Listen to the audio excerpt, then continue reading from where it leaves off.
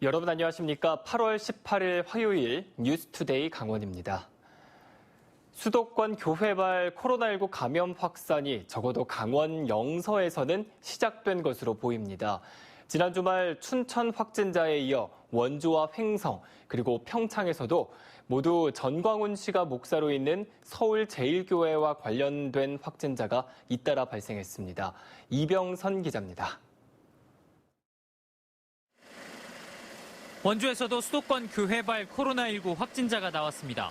원주시 지정면에 거주하는 50대 A씨로 지난 9일 서울 성북구 사랑제일교회 예배에 참석한 것으로 알려졌습니다. 방역당국이 어제 A씨의 집에 방문해 검체를 채취했고 밤 11시 40분쯤 양성으로 판정됐습니다. 함께 사는 가족이 없어 다른 접촉자는 없는 것으로 파악됐습니다. 하지만 역학조사 과정에서 이틀 내내 집에만 있었다고 진술하고 있어 방역당국은 거주지 인근 CCTV 이틀 분량을 모두 확인하고 통신사 GPS 기록과 카드 사용 내역을 분석해 실제 동선을 추적하고 있습니다. 횡성과 평창에서도 사랑제일교회 관련 확진자가 나왔습니다. 서울시 노원구에 거주하는 50대 B씨는 지난 15일 횡성군 청일면에 사는 지인의 집에 방문했는데 다음 날 노원구 보건소로부터 사랑제일교회 관련 확진자와 접촉했다는 통보를 받고 검사한 결과 양성으로 확인됐습니다. 지난 15일부터 평창으로 휴가를 와 있던 60대 C씨도 비슷한 연락을 받았습니다. 검사 결과는 역시 양성 판정. 지난 14일에 춘천에서 확진된 3명도 모두 사랑제일교회 교인이거나 교인을 접촉한 사람으로 확인돼 지금까지 도내에서만 6명이 관련 확진자가 됐습니다. 지역과 시설에서 집단 감염이 발생하고 있고 예배와 집회 등 불특정 다수의 접촉이 발생하고 있어 위험도가 더 높습니다. 교회발 집단 감염의 접촉자들이 지금도 계속 검사를 받고 있어 이 숫자는 계속 늘어날 것으로 예상됩니다. 특히 연휴가 지나면서 전국적인 대유행을 경고하는 목소리가 높아지고 있어 방역에 비상이 걸렸습니다. MBC 뉴스 이병선입니다.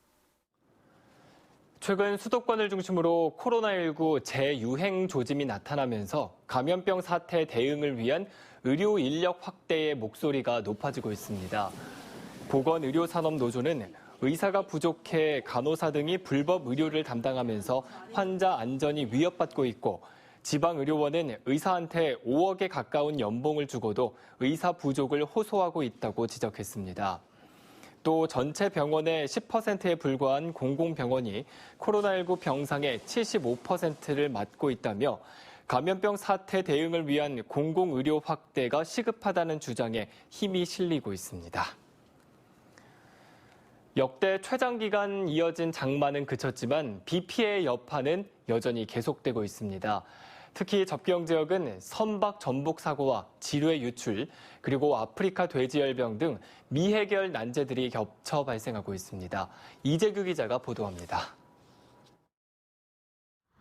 춘천 춘성대교 부근 의암댐 선박 사고 실종자를 찾기 위한 수색 작업이 한창입니다. 실종자 6명 중 2명은 아직 찾지 못했기 때문입니다. 수색 인원만 1,400명. 보트와 헬기 같은 탐색 장비도 60여 대 동원했습니다.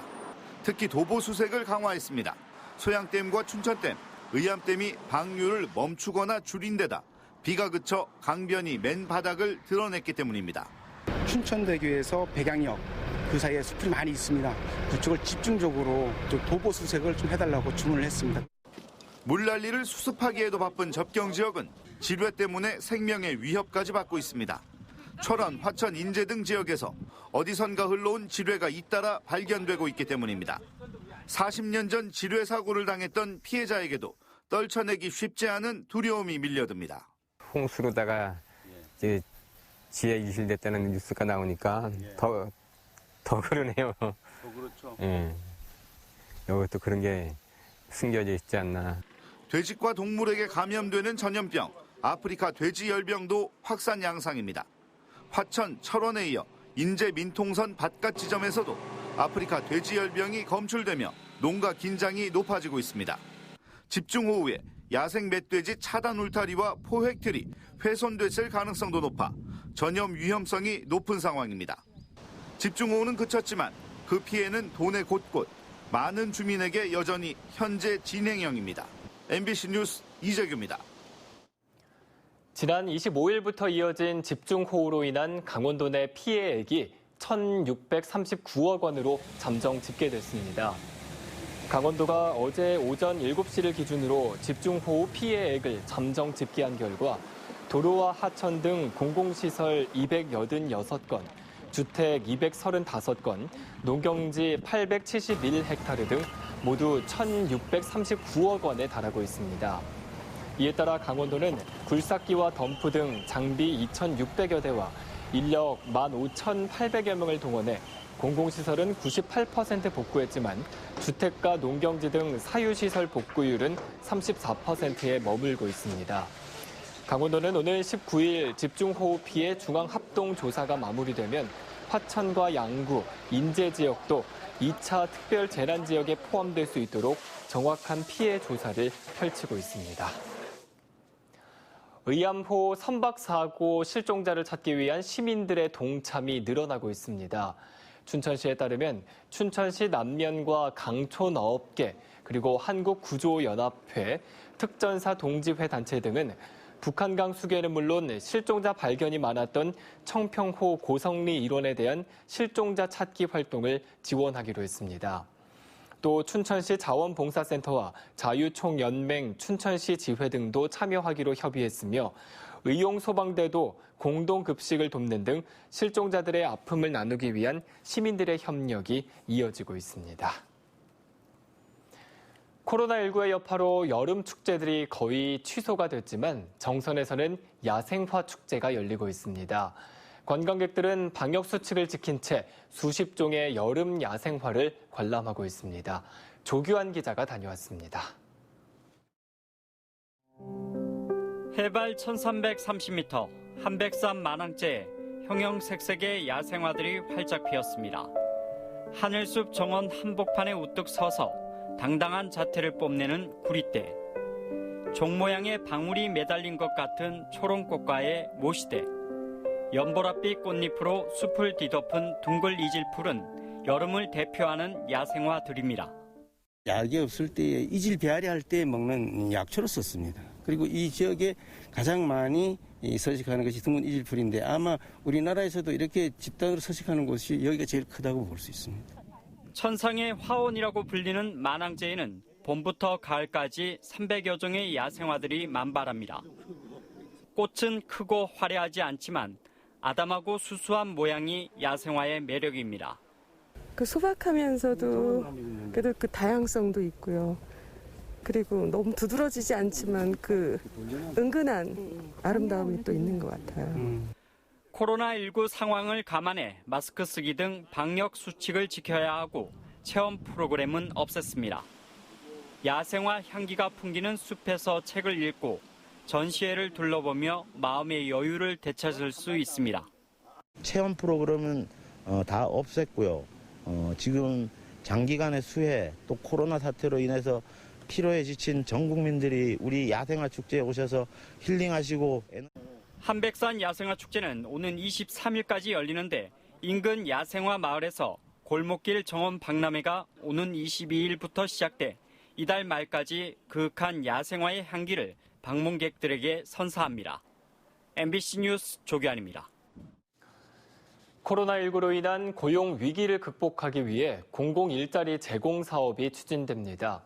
강원도는 공공일자리 창출을 통한 고용 안정을 위해 취업 취약계층과 코로나19로 인한 실직, 폐업 경험자 등에 대해 10개 분야 9,500여 개의 일자리를 제공합니다. 분야별로는 공공휴식공간 개선 4천여 명을 비롯해 생활방역에 790여 명, 농어촌 경제활동 지원 1,200여 명, 골목상권 소상공인 회복 지원 370여 명 등입니다. 경력 단절 여성의 취업 지원을 위한 강원 광역 여성 새로 일하기 센터가 설치 운영됩니다. 강원도는 오늘 19일부터 강원도 일자리 재단 내 광역 여성 새로 일하기 센터를 설치해 경력 단절 여성을 위한 취업 지원 서비스를 확대합니다. 전문 직업 상담사 6명으로 구성된 광역 여성 새로 일하기 센터는 춘천과 원주, 강릉 등 8개 시군이 운영하고 있는 지역 여성 일자리 센터와의 연계를 통해 경력 단절 여성에 대한 취업 지원과 교육 활동을 펼칠 예정입니다.